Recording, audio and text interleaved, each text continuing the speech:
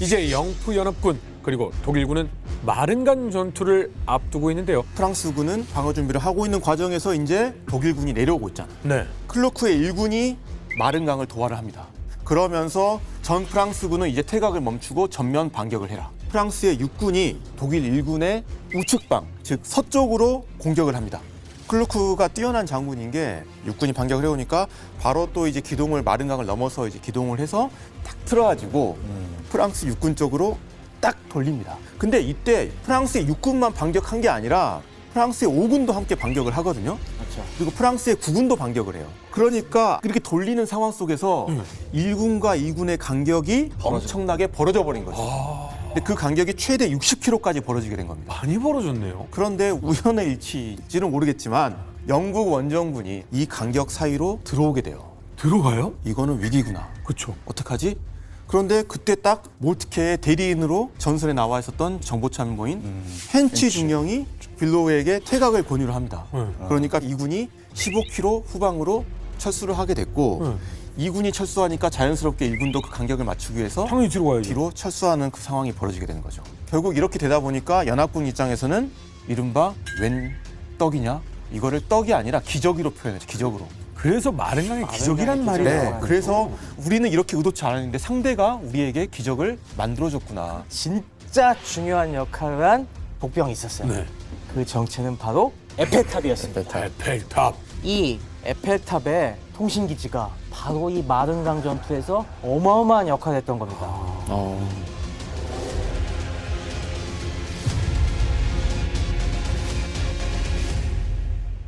20세기 초엽에 유명한 마르코니가 이탈리아 출신의 마르코니가 드디어 무전기를 만들었습니다. 대륙과 영국, 대륙과 미국 이런 쪽으로 점점 원거리 통신을 시도하다 보니까 딱 여기다 안테나 세우면 좋겠네 이런 생각을 사람들이 하기 시작한 겁니다. 무선 기술자들이 여기다가 안테나 설치해갖고 실험적인 통신을 해본 겁니다. 그래서 드디어 1898년 11월에 에펠탑과 여기 파리 시내 가까운 빵떼옹 사이에 프랑스 최초의 무선전신 실험에 성공을 했습니다. 그 다음에는 이거 괜찮다 막 하면서 그 다음에는 영국까지, 그 다음에는 미국까지 이렇게 통신하는데 성공을 합니다. 와, 이러니까 그 다음에 관심을 가지기 시작한 게 군대였습니다. 뭐? 무선 통신? 우리 군대에 이용한대? 그렇지. 그래서 1909년에 저 에펠탑 지하에다가 군 무선 통신국을 만듭니다. 그래서 군 시설이 됨으로써 에펠탑이 살아날 수 있을 겁니다. 나는 너무 신기한 게 뭐냐면 그러면 에펠탑 꼭대기에 안테나를 달았다라는 거예요? 이게 높은 곳에 있으니까 안테나가 좋겠다는 거? 여러분도 궁금하시죠? 맞습니다. 1급 아마추어 무선 기사를 그래서 섭외를 했습니다. 예, 그분께 직접 얘기를 들어보죠. 여러분 박수로 맞이해 주시기 바랍니다. 최 박사님입니다.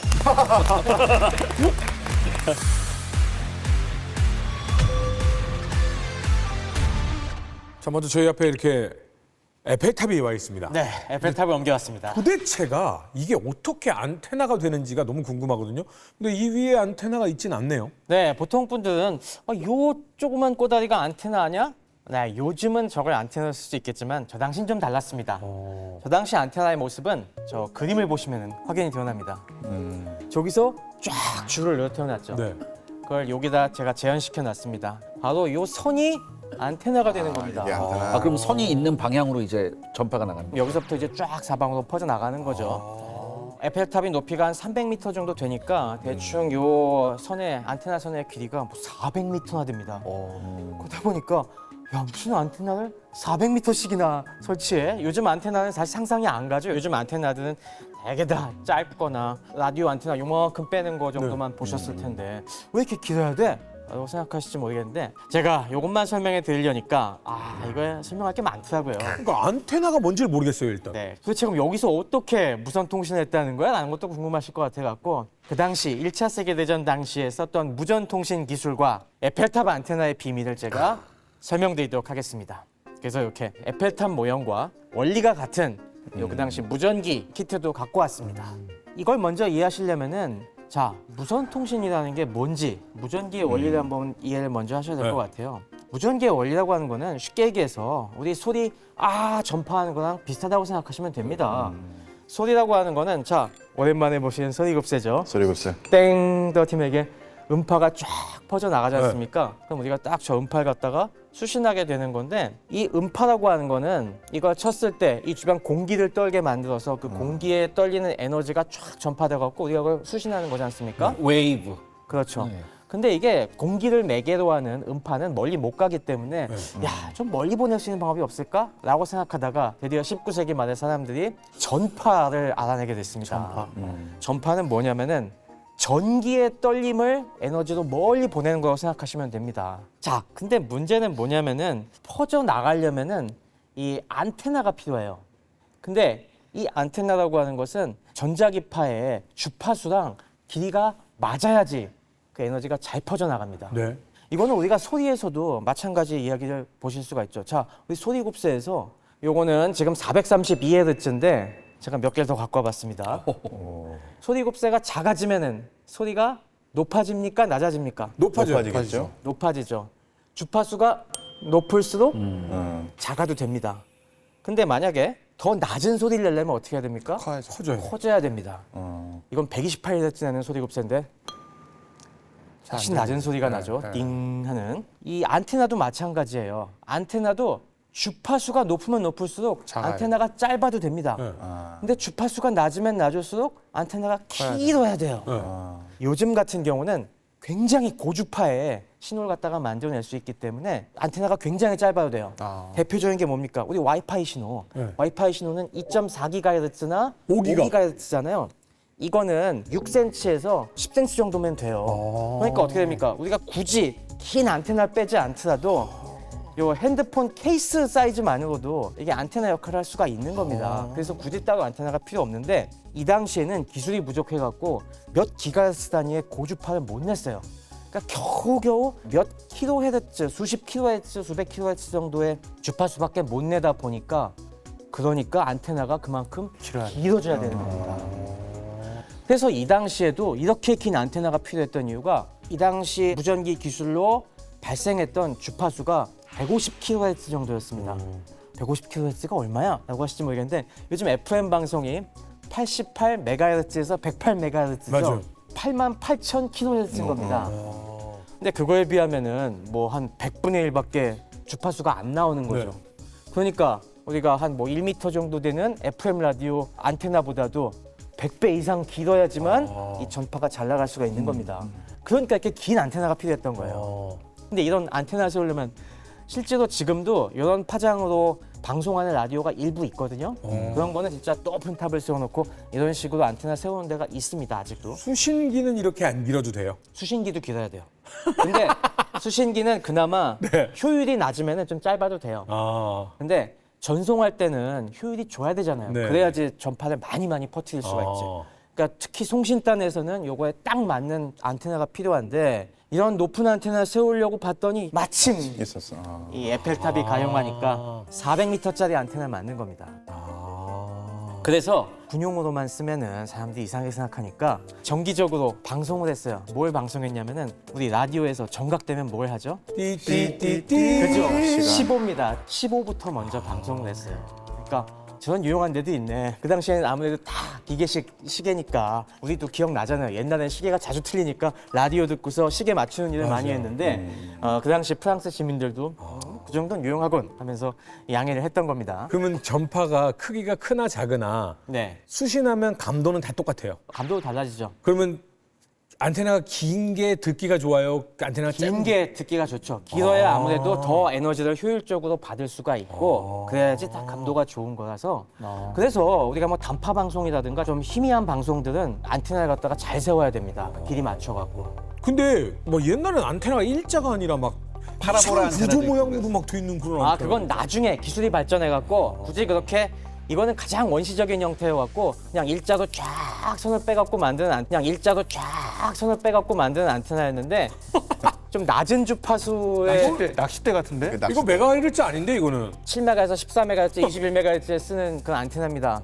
그래서 이거보다 더 길어야 돼요, 사실. 이거 나무에다가 줄 걸고 막 통신하는데요. 어쨌건 우리가 일반적으로 요즘 쓰는 통신에는 이렇게 긴 게 필요가 없죠. 하지만은 아마추어 무선 같은 거 하시면 그런 거 필요할 수도 있습니다. 그래서 옛날 군대 통신병들이 이렇게 메고 다니는 통신 그 기기들을 보면 안테나가 쭉 올라가 있는 게 그것 때문에. 맞아요. 군에선 AM 통신하잖아요. 주파수가 낮습니다. 그러다 보니까 뭐 찌푸에도 옛날에 이렇게 길게 안테나 맞아요. 달고 통신병 야전 캠프 차리면 쫙 이 안테나 세우고 하잖아요. 저기 안테나가 이런 직선 형태가 아니라 우산 같은 파라보라 형태면 훨씬 맞아요. 잘 잡혀요. 다양한 형태가 나중에 나옵니다. 제가 이걸 왜 말씀드리냐면 네. 예전에 2002년 월드컵 때였거든요.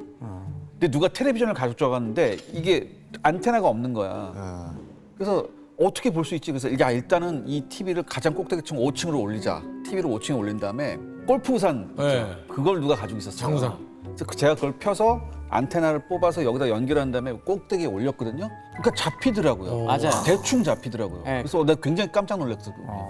저 이렇게 400m짜리 안테나를 펼쳤습니다. 신호를 보내야 되잖아요. 네네. 이 신호를 어떻게 보내요?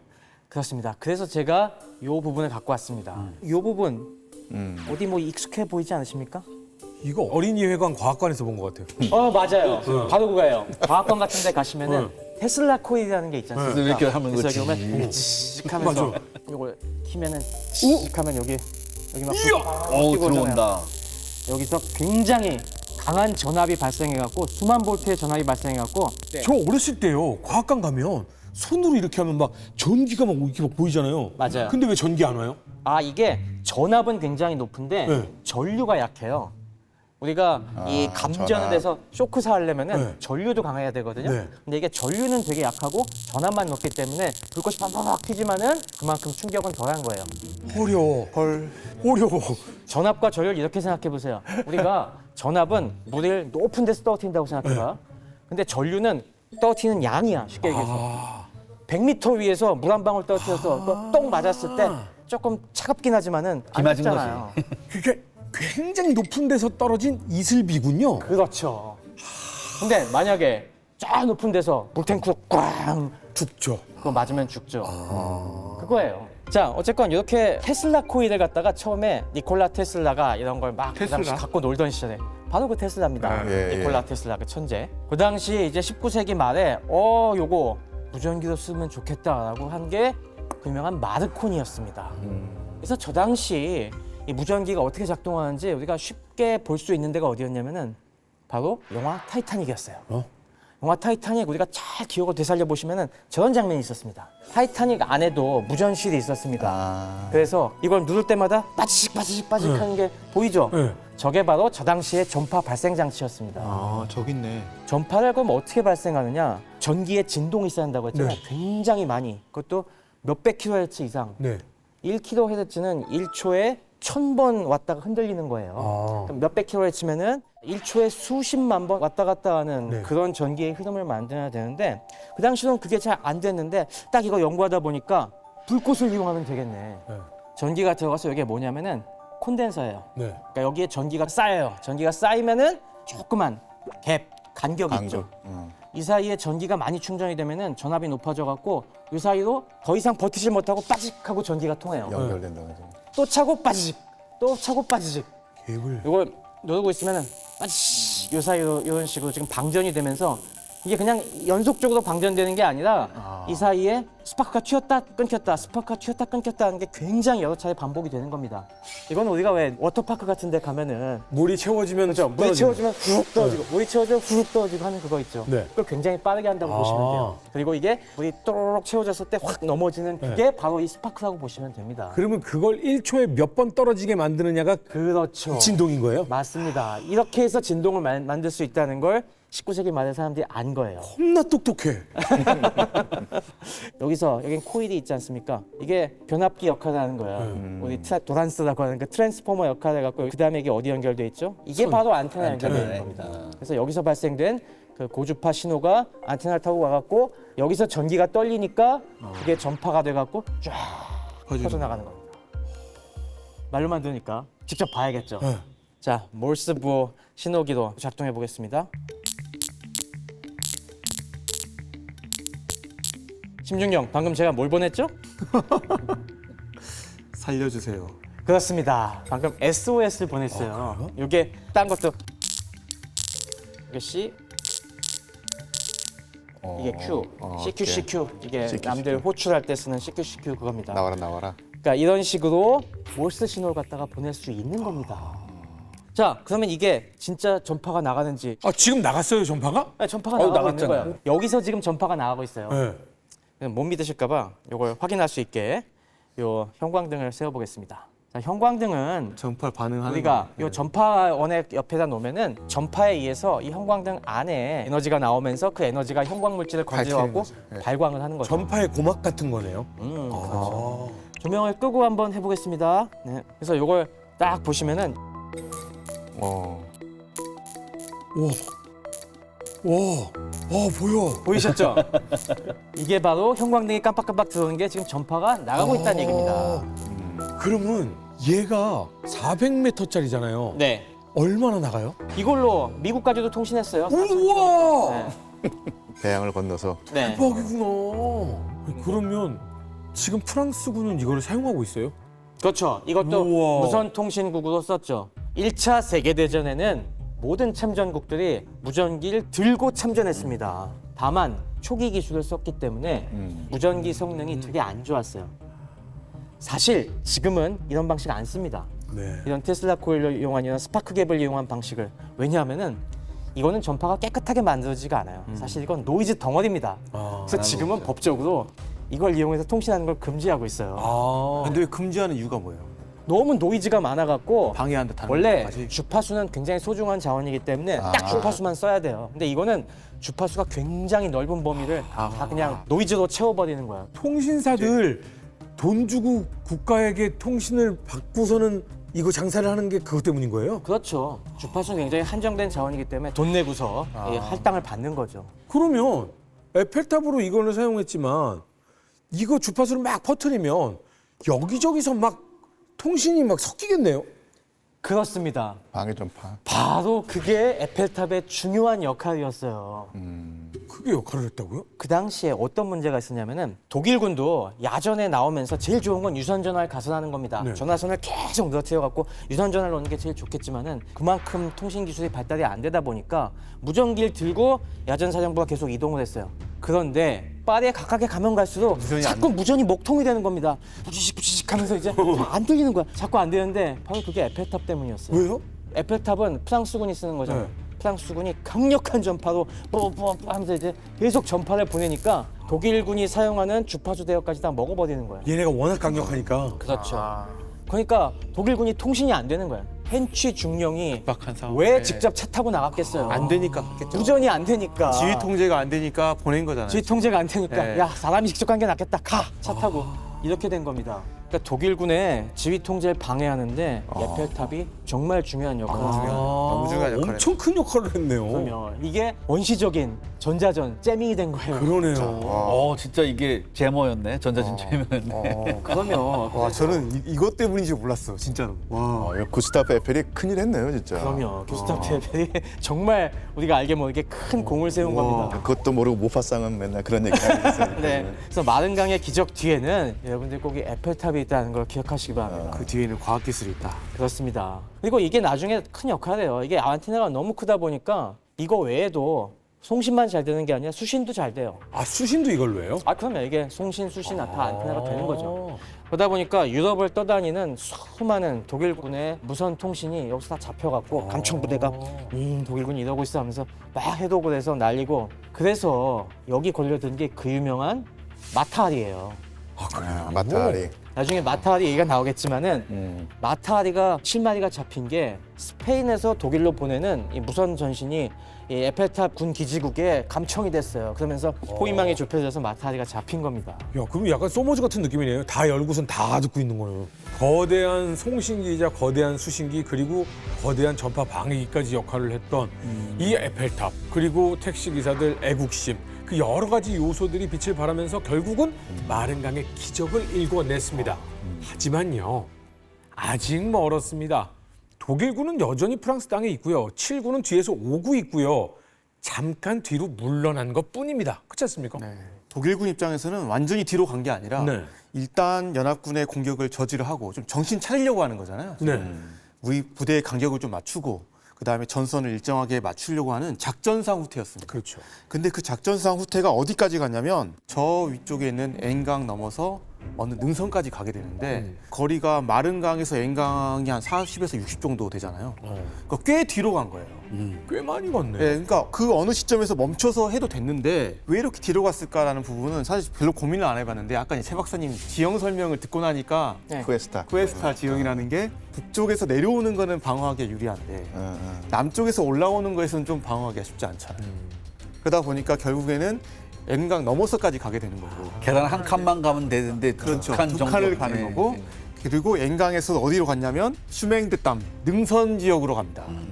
고지대 쪽까지 철수를 하게 되는 거고요. 그리고 그 지역이 사실 교통의 요지입니다. 그러다 보니까 이제 포병 전력이나 이런 것들을 배치하기도 좋고 전반적으로 우리 어떤 아군뿐만 아니라 적진을 관측하기에도 유리한 지형까지 밀려나게 됐다. 그래서 여기서 전선을 이 기준으로 재편하겠다라는 거예요. 지금. 그러니까 계단식 지형에 앞에 잠깐 물러나봤자 네. 방어하기 좋지 않으니까 아예 다음 능선까지 가버리자. 그렇죠. 근데 이제 영국군이나 프랑스군 입장에서 빠르게 독일군을 추격했으면 좋았을 텐데 그동안의 어떤 행군이나 아니면 그동안의 전투로 이미 지칠 대로 지친 상황이었습니다. 그래서 도망가는 퇴각하는 독일군을 쉽게 공격하지 못하는 상황이었고 독일군 같은 경우는 철수하면서 교량도 폭발을 시키고 오. 도로 같은 경우도 계속 이렇게 좀 파괴를 시켜놓고 있거든요. 그리고 그때 또 이제 악천후가 시작돼요. 그러다 보니까 영국군 1군단 진격이 계속 좀 늦어지게 됩니다. 그래서 결국 이제 천신만고 끝에 엔강 앞에까지 딱 왔는데 여기도 보니까 독일군이 다 교량을 다 끊어놨어요. 끊어놨습니다. 그리고 이 능선군 위에서 독일군 포병이 또 대기를 하고 있었거든요. 근데 포병에 또 이제 공격이 시작됩니다. 그래서 정말 영국군이 정말 어렵게 9월 13일 날 엔강을 도하를 해요. 오. 독일군 입장에서는 여러 가지 전선이 있는데 이 우측이 좀 비어 있었거든요. 그러니까 1군과 2군 사이에. 근데 거기를 메꾼 병력이 또 와요. 네. 타이밍 좋게. 7예비 군단이 아까 네. 이야기했던 엄청나게 달려가지고 사실 24시간 만에 65km를 달려서 여기를 왔고 따마침 건너오는 영국군을 여기서 막아내게 됩니다. 아, 7군단까지 왔으면 이제는 방어 라인이 완벽하게 구성이 됐겠네요. 그렇죠. 그래서 독일군 같은 경우는 급하니까 뭐 참호를 파가지고 영국군을 막게 되는데 영국군이 공격했는데 안 뚫려요? 그러면 이제 독일군은 사실 여기서 완전한 후퇴는 아니었잖아요. 네. 다시 또 뭘 해보겠어요, 영국군에게. 충격을 하겠죠. 공격을 해보려고 하는데 영국군도 방어를 해야 되니까 어떻게든 포토 피해야 될 거 아니에요. 네. 그래서 또 참호를 또 팝니다. 어. 그래서 사실 이 지역이 거의 2주 동안 서로 공격과 방어가 왔다 갔다 하는데 그 과정 중에 서로가 이제 참호를 계속 하게 되면서 이 엔강 강변의 방어적인 교착 상태가 이제 진행이 되는 겁니다. 이렇게 되면 사실 슐리펜의 계획은 완전 무산이라고 봐야 되겠죠. 왜냐하면 빠르게 진격해서 이쪽을 쳐버리고 그 다음 이동한다라는 계획이었었는데 여기서 잠깐 정비했다가 다시 밀고 가면 되겠지라고 네. 생각을 했는데 여기서 독일군이 보니까 지금 우리 쪽으로 밀려오는 프랑스군과 영국군이 생각보다 너무 많은 거야. 그렇죠. 이게 그 당시에 무서운 것이 프랑스와 영국 모두가 동원 체제를 굉장히 정비해 놓고 있었기 때문에 이때부터는 영국군과 프랑스군 합친 병력이 독일군을 점점 능가하기 시작했어요. 그리고 마른강에서 공격해오는 프랑스군의 기세를 더욱 올린 비장의 또 카드가 있었죠. 프랑스의 카드가 있어요? 샤르렌 무기고에서 봤던 75mm 속사야포였습니다. 복사포. 아무래도 이게 가벼운 포다 보니까 기동성. 보병의 전진과 함께 같이 쫓아가면서 속살을 날릴 수가 있거든요. 계속 카운터를 날리면서 들어오니까 야지에서 직접 맞아 싸우기가 너무 버거운 겁니다. 그렇죠. 그러다 보니 저 직사 화력을 피하기 위해서는 참호가 제일 좋죠. 그러니까 참호를 또 펴야 되는 겁니다. 방어가 유리할 수밖에 없는 상황이니까 공격은 엄두를 못 내는. 그렇다라고 하면 이제 가장 걱정되는 건 뒤통수가 근질근질하거든요. 동프로이센으로 이제 한번 가보도록 하겠습니다. 네, 러시아. 과연 양측의 병력은 상황이 어떻습니까? 근데 동프로이센 방어를 맡고 있었던 군대가 독일군 군대가 독일 8군이었습니다. 서부전선이면 형편없죠. 그렇죠. 아니, 왜냐면 어차피 거기서 빨리 끝나고 올 거라고 예상해놓고 배치한 거잖아요. 그렇죠. 이 러시아군은 렘넨캄프가 지휘하는 1군하고 삼소노프가 지휘하는 2군이 동원이 되죠. 무려 35만 명이 넘습니다. 근데 이 독일군은 다 탈탈 털어봤자 한 15만 정도밖에 안 되거든요. 그러니까 약 2.5배 차이가 난 러시아 스팀롤러가 여기서 또 나오는 거잖아요. 러시아 군부도 독일이나 프랑스처럼 작전 계획은 분명히 계속해서 가다듬어 왔고 플랜을 세워왔습니다. 최종 플랜은 어떻게 세워놨습니까? 그렇습니다. 우리가 러시아가 프랑스의 지원을 받아갖고 수많은 철도망을 확충하고 또 프랑스 조프로와 경쟁적으로 네. 우리가 더 빨리빨리 동원해서 투입할 거야 해갖고 결국에 2주 만에 우리 투입하겠다라고 호언을 했었지 그랬었죠. 않습니까? 그게 다 이유가 있었습니다. 그만큼 러시아도 이 당시에 동원 계획이 굉장히 정교해졌고 수많은 확충된 이 철도선으로 빠르게 병력을 수송할 수 있는 기반이 어느 정도 갖춰졌다는 겁니다. 그래서 1912년이 되면은 플랜 A라는 계획을 갖다가 만들어내게 됩니다. 러시아의 국경을 맞대고 있는 주요한 적이 북쪽엔 동프로이센 쪽에 독일이 있고 그리고 남쪽에는 또 넓은 국경을 맞대고 있는 오스트리아 헝가리 제국이 있지 않습니까? 러시아가 계속 고민이었던 것이 야 전쟁 상황이 되면은 독일을 먼저 칠까 오스트리아 헝가리를 먼저 칠까? 아무래도 독일보다는 오스트리아 헝가리가 훨씬 더 만만한 상대로 보이거든요. 원래는 계속 오스트리아 헝가리 쪽을 먼저 칠 계획을 준비하고 있었는데 1910년대 돼서 프랑스와 양면 공격하기로 약속이 돼버리니까 독일도 무시할 수는 없다. 그렇다고 오스트리아 헝가리 공격을 안 하겠다는 게 아니라 양쪽을 한꺼번에다 덮치겠다라는 식으로 계획을 바꿉니다. 한꺼번에 다 공격하는 걸로. 그렇죠. 다만 병력 차이가 있었어요. 1차 세계대전 할 때 많이 오해하는 것 중에 하나가 러시아군이 주력을 동프로이센에 집중했다라고 생각하시는데 그건 아니에요. 여전히 대다수 병력은 오스트리아 헝가리를 지향하는데 그렇죠. 네. 그중에 2개 야전군이 동프로이센을 친다. 그리고 더 빨리. 왜냐하면 동프로이센 러시아 쪽으로 비쭉 발트에 따라서 삐져나와 있기 때문에 훨씬 그만큼 빨리 집결하기가 쉽거든요. 그래서 집결되는 대로 일단 독일부터 먼저 약속한 대로 공격을 하고 그 다음에 오스트리아 헝가리는 조금 더 준비됐다가 밀고 들어가자. 이게 플랜 A의 골자입니다. 특히 저 지도에 보시면 나오는 게 러시아는 저 당시에 폴란드를 장악하고 있다는 게 굉장히 중요한 이점이었어요. 저 바르샤바 중심으로 해서 밑으로 쑥 나와 있는 저길 갖다가 폴란드 돌출부라고 하는데 이 폴란드 돌출부를 이용을 해갖고 동프로이센의 남쪽으로부터 2군이 발진하고 이거 동프로이센의 동쪽 1군이 발진을 해서 이 1군과 2군이 양익 공격으로 동프로이센을 석권한다. 여기까지만 보면은 야 독일군 다 서부전선에 나가 있는데 1개 야전군밖에 없는데 우리의 2개 야전군이 그냥 손쉽게 먹을 수 있겠다라고 생각할지는 모르겠지만은 이게 여기 문제가 많았습니다. 당연히 이런 식으로 아주 빠르게 공격을 나서야 되니까 사실은 여러 가지 문제가 있습니다. 가장 큰 문제가 보급 문제였어요. 러시아는 철도를 확충했다고 하지만 러시아 철도에는 큰 약점이 있죠. 뭐요? 러시아 철도는 간격이 광괴. 독일이랑 달라요. 네. 호환이 안 됩니다. 맞아요. 러시아는 광괴를 광괴. 깔았어요. 표준궤보다 더 넓은 1520mm짜리. 적이 우리 러시아 침공할 때 우리 철도를 못 쓰게 하려고 그렇게 일부러 그렇죠. 다르게 만들어 놓은 건데 이게 거꾸로 침공에 들어갈 때는 우리 기차가 못 들어가는 거예요. 제한 사항이 되는. 그러니까 모든 게 국경에서 한번 다 내렸다가 거기서부터 이제 직접 받고 날라야 되는데 역시 대부분 마차에 의존하는 이 원시적인 군대 입장에서는 이게 쉽지 않은 겁니다. 러시아가 동원 계획만 너무 서둘렀지 뒤에 보급창이라든가 여러 중간 기지들 만드는 걸 소홀히 했어요. 근데 사실 이 소홀히 한 거는 일부러 그런 것도 있습니다. 아 그래요? 네, 이게 왜냐하면 결국에는 지금 폴란드 돌출부잖아요. 네. 이 돌출부가 어떻게 보면은 전략적으로 유리한 곳일 수도 있지만 네. 전략적 딜레마가 있는 부분이에요. 왜냐하면 그만큼 이 지역에는 상대방도 나에게 공격하기가 더 유리한 지역. 그렇죠. 맞아요. 그러니까 상대방이 이 땅에 들어와서 우리가 뭐 요충지도 많이 만들어 놓고 뺏어버릴 수 있다. 도로도 잘 해놓으면은 상대방의 진격이 빨라지거든요. 맞습니다. 실제로 독일도 오스트리아랑 저길 양익 공격을 해서 초반에 저 돌출부를 제거하자는 계획도 있었어요. 근데 왜 전 세계에는 뭐 알자스로렌이라든지 저렇게 폴란드 돌출부라든지 왜 저런 곳이 저렇게 많죠? 전쟁 나게? 그리고 이 그러게요. 돌출부가 되게 애매한 게 러시아 입장에서는 그냥 오스트리아만 막 공격하면 좋은데 네. 독일을 신경 안 쓸 수가 없는 게 오스트리아만 막 들어갔다가 퇴로를 또 독일군이 확 끊어버릴 수도 그렇죠. 있거든요. 그러니까 둘 다 신경 쓸 수밖에 없게 만드는 이 지형인 거죠 지금. 그러다 보니까 러시아 계획에는 일단 출격하자. 그러니까. 일단 시간 맞추는 게 중요해. 그러니까 일단 그거 되게- 출격하면은 뭐 어떻게 되겠지. 그냥 뭐 어쩔 수 문제 없이 생기면은 그러겠네. 뭐 진군하면서 해결하면은 되겠지라는 이런 너무 낙관적인 가정들이 많은 채로 발전한 겁니다. 또 이종우 사촌도 닥달하고 막 그러니까. 근데 러시아 이 군을 보면 예. 대체적으로 준비를 다 하고 출발한다가 아니라 일단 출발하고 거기서 뭔가 해봐라고 하는 전쟁의 역사가 꽤 많잖아요. 예. 보급도 일단 편도 갈 보급 줄 때까지. 테니까 가서 일단 주워 먹어봐. 이런 느낌 좀 있잖아요. 예, 사실 짜임새가 조금 떨어진다는 느낌이 드는데 상대적으로 독일에 비해서 사실은 이것은 그 당시 러시아의 그 상황을 살펴보고 한번 연결을 해봐야 될 텐데요.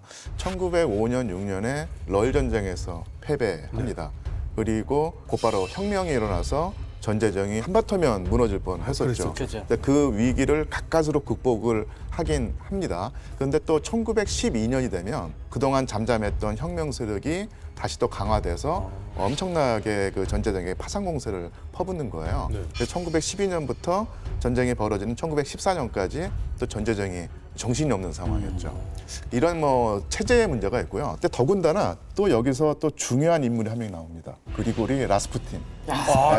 푸틴. 뭐 제정 러시아 얘기할 때 뭐 반드시 나오는 인물일 텐데 라스푸틴이라는 인물에 관해서는 너무너무도 많은 뭐 소문이라든지 스캔들이 있는데 간단히 생각을 하면요. 자기에게 아부하고 뇌물을 갖다 바치는 사람들을 요직에 이제 꽂아주는 겁니다. 근데 이게 정치계뿐만 아니라 군대에서도 마찬가지였던 거예요. 대표적인 예가요. 블라디미르 수홈리노프라고 하는 사람인데요. 수홈리노프. 예, 능력이 약간은 검증받지 못한 사람인데 라스푸틴에게 잘 보여서 국방부 장관 자리에 올랐던 것입니다. 그런데 1905년에 러시아 군대가 패했으니 이걸 개혁해서 더 현대화된 군대로 만들겠다고 하는 생각을 했고 1905년에 국방위원회가 만들어지거든요. 여기서 등장하는 인물이 하나 있습니다.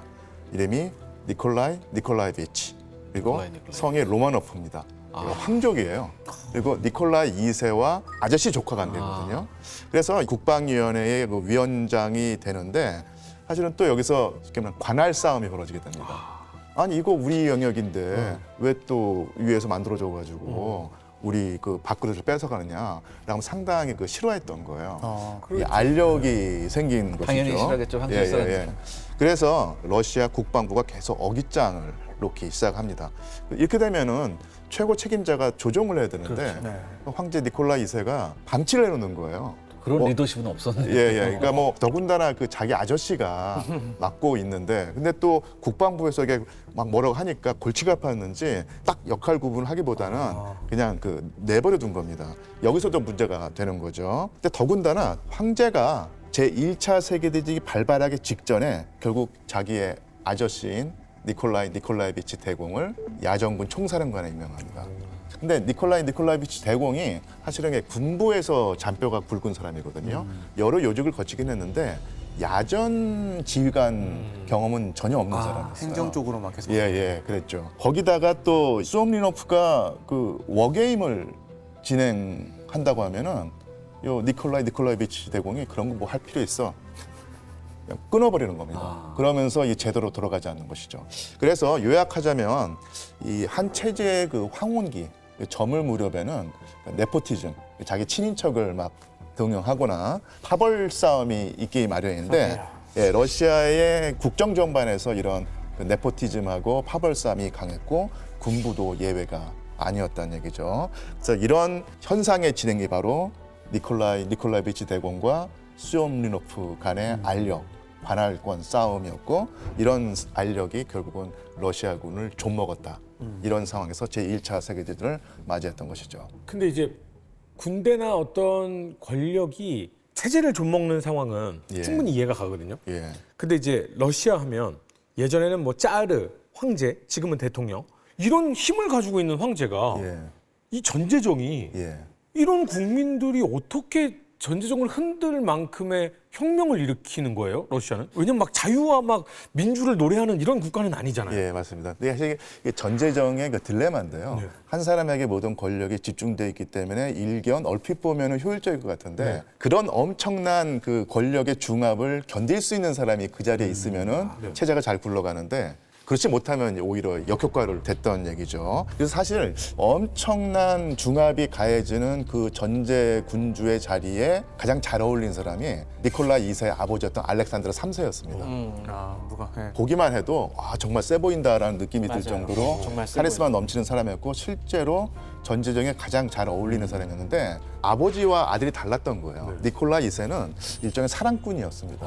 네, 가족 관계는 아주 자유롭고 주위 사람들에게 점잖은 사람인데 하지만 어떤 중압을 견뎌낼 만한 아주 그 강인한 내면의 소유자가 아니었기 때문에 어떤 결정이 내려올 때 이렇게 좀 자기 중심을 못 잡는 거예요. 그러니까 통치는 결격 사유가 있습니다. 예, 그리고 아까도 말한 것처럼 뭐 라스푸틴 같은 사람이 뭐라고 하면은 거기에 쏠리게 되고 귀까지 얇아서. 예, 이렇게 되는 것이죠. 아 그러면 이 권력을 예. 내가 딱 조정을 해야 되는데 그게 아니라 그래 그러면 이거는 자네가 좀 맡아 이건 자네가 맡아 하는데 이 사람들이 썩어가면 예, 전제정이 예. 흔들려 버리는 상황이 오는군요. 맞습니다. 그래서 그 자리를 감당할 만한 사람이 있을 때는 이 시스템이 굴러가는데 그렇지 못할 때는 정말로 이 체제가 허물어지기 시작하는 것이죠. 근데 아까 황혼기에 오셨다는 것은 결국에는 아까 그 전제정이라는 시스템이 뭔가 허물어진 상태에서 예. 사람도 이렇게 돼버리니까 완전히 망했다. 그렇죠. 약간 이런 느낌. 사실은 로마노프 황조가 그 이때 그 300년의 수명을 가지고 있었는데 한 체제가 200년, 300년 넘어가 쉽지가 않거든요. 예. 제국은 뭐 특히나 사실 뭐 옆에 보면 청나라도 마찬가지입니다. 청나라도 세워진 지가 300년이 되면서 허물어졌는데 뭐 비슷한 경우를 할 수 있겠죠. 군 개혁 둔화됐고요. 뭐 근대화 좀 힘들었고요. 황제 좀 힘도 많이 약했고 사랑꾼이었고요. 그리고 뭐 비선실세가 막 앞에서 비리 막 저지르고 있었고요. 그런데요. 러시아의 인구가 1억 7천만. 네. 지주가 나오세요. 모이는 규모가 어마어마했습니다. 이 머릿수는 진짜로 전쟁에서 절대 무시하지 못하는 그렇죠. 엄청난 힘이거든요. 이 병력 규모를 독일군은 막아내느라고 쉽지 않을 것 같습니다. 아 그렇습니다. 더군다나 러시아가 약속을 지켰어요. 선전포고한 지 진짜 2주 만에 와. 8월 14일에 러시아군이 진격을 개시합니다. 와, 이거 진짜 러시아에서는 잘 없는 일인데. 네. 동프로이센 지역을 담당하고 있던 8군 사령관 페트비츠는 진짜 충격 그 자체였습니다. 그리고 이걸 막 급타전합니다. SOS, SOS. 아까 그 무전기로. 지금 러시아군 이게 야전군이 지금 넘어오려고 하고 있습니다. 우리 땅입니다. 빨리 증원해 주십시오라고 하니까 몰트케도 당황한 겁니다. 난리 났죠. 야 지금 서부전선 물릴 수도 없다. 제발 프리트피츠 장군 좀 더 버티라. 이런 명령을 계속 타전할 수밖에 없었죠. 근데 여기가 또 만만치 않은 곳입니다. 동프로이센은 독일 역사에서 너무너무 중요한 곳이에요. 그렇죠. 그렇죠. 저희가 프로이센의 발상지입니다. 융코의 고향이죠. 그렇죠. 근데 이 프리트비츠 입장에서는 과감하게 후퇴해서 이 아무래도 러시아군이 보급이 약하다는 걸 모두가 알고 있었기 때문에 쫙 끌어들인 다음에 쟤들이 보급이 다 간당간당해지만 그때 역공을 하자. 이런 식의 이제 계획을 꺼내들었는데 여기에 반기를 든 사람들이 있었습니다. 프로이센 출신 장군들이 반대를 했어요. 대표적인 인물이 바로 8군의 대표적인 군단 독일 1군단장 프랑스와 장군이었습니다. 프랑스화예요? 네, 프랑스와. 아련하죠. 예. 네, 저 사람이 원래 옛날 프랑스 위그노 출신입니다. 옛날에 뭐 17세기에 위그노들이 많이 피신했잖아요, 네. 독일로. 그러면서 거기 정착한 프랑스인의 후예인데 그래도 동프로이센의 뼈가 굵은 귀족이었는데 우리 고향 땅을 내줄 수는 없어요. 1군 단장이 명령을 거역합니다.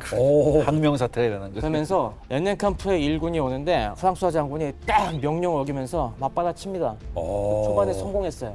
1군단 우리는 이 자리를 사수한다. 거의 장비 같은 느낌이에요. 지금. 그리고 저게 1군 단장만의 생각이 아니라 독일 아무래도 융코 계급, 귀족 계급들의 터전이 저기 많이 있기 때문에 이건 정치적인 문제예요. 저길 내주면은 몰트케도 안 내주고 싶어하는 게 정치적인 부담이 너무 큰 겁니다. 서부전선에서 어떻게든 군단 좀 빼내갖고 보내줄 테니까 최대한 막아봐 프리트비츠 장군 이런 식으로 좀 나오게 된 겁니다. 그런데 이 당시 러시아군을 총지휘하고 있던 거는 질린스키 장군이었습니다. 질린스키 입장에서는 어쭈 우리랑 대결해 보시겠다고 이번에 화끈하게 밀어보면 되겠네 그러면서 원래는 1군과 2군 러시아 두 개 군이 타이트하게 움직여서 독일군을 작게 포위하려고 했어요. 근데 야 2군 팔을 더 벌려라 하면서 이렇게 더 넓게 완벽한 포위를 하려고 2군을 더 서쪽으로 보냅니다. 이거 어디 데자뷰 같죠? 1군과 2군이 벌어지고 있습니다. 네. 마른 강이 생각나잖아요. 마른 강. 근데 딱 이 상황을 갖다가 독일군도 깨닫기 시작했어요. 독일군도 항공정찰을 보내면서 각계격파할 가능성이 생기겠는걸? 그러니까 프리트비츠는 자꾸 야 그러니까 빨리 물러나서 이 2군부터 치자라고 하는데 계속 프랑스화가 말을 안 듣는 겁니다. 그리고 오히려 프랑스화가 독일 1군에 4개 군단이 있었는데 그중에 3개 군단을 합쳐갖고 렌넨캄프의 1군의 공격을 집중합니다. 이게 유명한 군비네 전투입니다. 근데 여기서 러시아군이 그냥 당하지 않습니다. 어. 러시아군이 저희가 초반에 무기 설명할 때 나름 포병을 강화했다고 했잖아요. 네. 초반엔 밀렸는데 강력한 포병 전력을 쫙 대기해놓고 그래 와 기다리고 있다가 독일군이 오니까 빵빵빵빵 날려갖고 독일군이 여기서 혼비백산 상당한 피해를 입어요. 거의 완전히 신세권. 들어와 그거는. 네. 오히려 군비내 전투에서는 독일 8군이 일격을 먹고 튕겨나가게 됩니다. 프리트비츠가 이때부터 패닉에 빠지게 돼요. 근데 원래 내 말대로 다 물러나. 지금 우리 뭐 퀘니스베르크 뭐고 다 포기한다. 우린 저 동포에서는 다 포기하고 뒤에 비스토아강까지 퇴각한다 하면서 몰트케한테도 막 통보를 해요. 아 몰트케한테 그 통보했을 때 굉장히 비관적인 몰트케랑 막 전화하면서 비스틀라강으로 후퇴합니다. 근데 후퇴해서도 러시아군을 막을 수 있을지 모르겠습니다. 그렇죠. 막 그런 식으로 이제 일단 퇴각해서 어떻게 수습해 볼 테니까 허락해 주세요. 막 이렇게 나오니까 프랑스화가 가만히 있지 않습니다. 이걸 누구한테 직보하냐면은 아무래도 동프루센 출신이고 좀 더 끈이 있다 보니까 황제 폐하에게 걔는 2세에게 직접 전할 겁니다. 야 이거 반칙 아닌가요? 비렐름 1세가 지하에서 울고 계십니다. 이렇게. 8군 사령관이 지금 멘탈이 나가갖고 퇴각하려고 하고 있습니다. 이거 어떻게 해야죠? 그러니까 황청제도 정치적인 이게 걸려 있으니까 그건 안 되지. 몰트케 장군 제발 좀 말려봐. 이렇게 하니까 몰트케가 프리트비츠 넌 경질.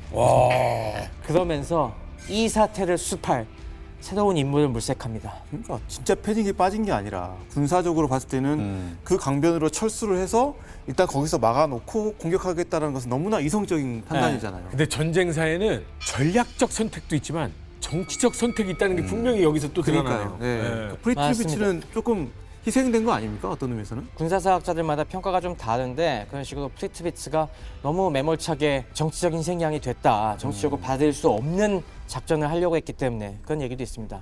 아 사실은 정말 절체절명의 위기거든요. 이게 어느 정도 방어 라인을 형성한 다음이 아니라 완전 밀려나고 튕겨나는 상황에서 사령관 교체, 게다가 참모장까지 교체, 이거 엄청난 결정입니다. 여기서 등장하는 구원투수 정말 중요하거든요. 소방수 누굽니까? 그 당시에 가장 똑똑하다고 평가받았던 리에주의 영웅 루덴도르프. 참모장으로 데려와요. 사실 이 사람을 사령관으로 데려오면 좋겠지만 그렇죠. 야전 경험 막 그렇게 있는 게 아니고 참모로서 역할을 해왔던 거고 또 정말 사령관 하기에는 나이가 너무 젊잖아요. 그렇죠. 아직 젊었죠. 일단은 그래도 브레인이 중요하니까 네. 루덴도르프를 딱 데려와라. 그래서 루덴도르프를 참모장으로 임명한 다음에 사령관을 임명합니다. 사령관 누구예요? 사령관은 힌덴부르크가 와요. 그가 오는군요. 그러니까 뭘 루덴도르프 먹었을까? 같은 경우는 귀족 출신이 아니고 중상층인데 매우 똑똑하고 장구 참모를 과정을 거치면서 엘리트 과정을 거쳤잖아요. 그다음에 당대 최고의 이제 전쟁 영웅으로 급부상한 사람이에요. 그러니까 신진 세력인 겁니다. 그렇죠. 근데 신진 세력을 보완하기 위해서는 반대로 귀족 출신의 그렇죠. 경험이 매우 풍부하고 특히 보호 전쟁에서 뭐 총탄에 헬멧을 맞기도 한 역전의 용사. 그렇죠. 그 황제께서 반대 안 하세요? 지금 비렐름 기자가 싫어하잖아요. 동프로에서 뺏기면 지금 자기 할아버지께서 무덤에서 나오실 판인데 지금. 그러니까 인선 과정을 보면은 오히려 참모장이었던 루덴도르프를 중심으로 저는 힌덴부르크가 딱 붙었다라는 느낌이에요. 그거예요. 예. 근데 이게 정말 제가 봤을 때도 찰떡궁합인 게 뭐냐면 힌덴부르크 같은 경우는 노쇠했어요. 이미 한번 퇴역한 상황이잖아요. 그렇죠. 근데 성격이 되게 침착하고 차분하고 항상 안정적입니다. 근데 루덴도르프는 매우 샤프한데 어떻게 보면 위기 때는 방방 뛰어요. 그러니까 어떻게 보면 서로의 장점은 더 이렇게 시너지를 낼 수 있고 단점을 어떻게 하면 서로 보완해 줄 수 있는 정말 환상의 콤비인 것 같고 그게 사실 쉽지 않은 관계인데. 쉽지 않은 관계죠. 힌덴부르크가 굉장히 현명한 사령관으로서의 네. 역할을 그러니까 해줬네요. 실제로 이제 작전을 하는 걸 보면은 거의 루덴도르프가 하는 대로 합니다. 다만 루덴도르프가 좀 문제가 생기면 조언을 옆에서 해주는. 조언해주고 그래 뭐 이렇게 원로의 조금 역할을 격려해주고. 예, 약간 충실히. 이런 역할을 하는 거죠. 그러니까 영화에서 그 경찰대학 갓 졸업한 팔팔한 형사하고 아주 그 고참 형사하고 네. 같이 순찰을 보는 생각이 그런 나네요. 그렇죠. 네. 분위기네요. 네. 딱 힌덴부르크가 루덴도르프와의 관계를 이야기할 때 딱 이런 이야기를 합니다. 우리 둘의 관계는 매우 행복한 결혼이다. 그 정도로 참모장을 아꼈어요. 네. 이 두 사람의 결합이 사실 여기서 독일 8군에게는 혹은 독일에게는 정말 위기의 순간에서 구원을 해준 그러네. 거죠.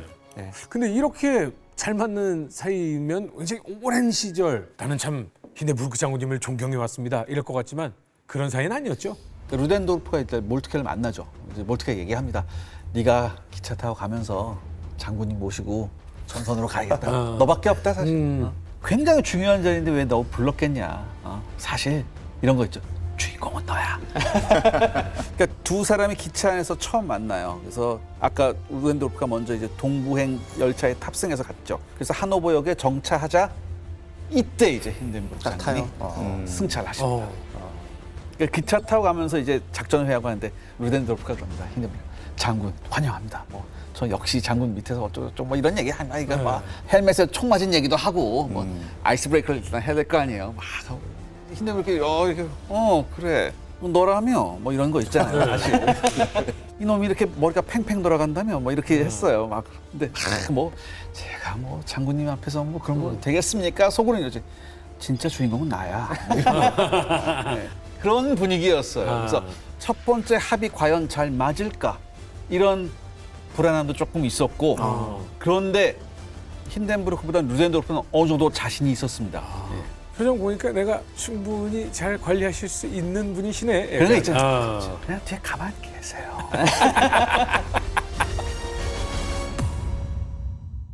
탄넨베르크 전투를 보면은 독일군의 계획과 실행이 정말 훌륭한 걸 인정하지만 러시아 1, 2군 자체가 협조를 정말 안 했고 지금 8월입니다. 네. 8월 말이에요. 정말 더워요 지금. 뙤약볕을 받으면서 거의 10일 가까이를 쉬지 않고 행군을 갔어요. 그 굶주리고 힘든 병사들이 독일군 그 포위망 속으로 어떻게 보면 지휘관들은 공적을 쌓고자 병사들을 안으로 계속 밀어 넣어버린 꼴이 된 거죠.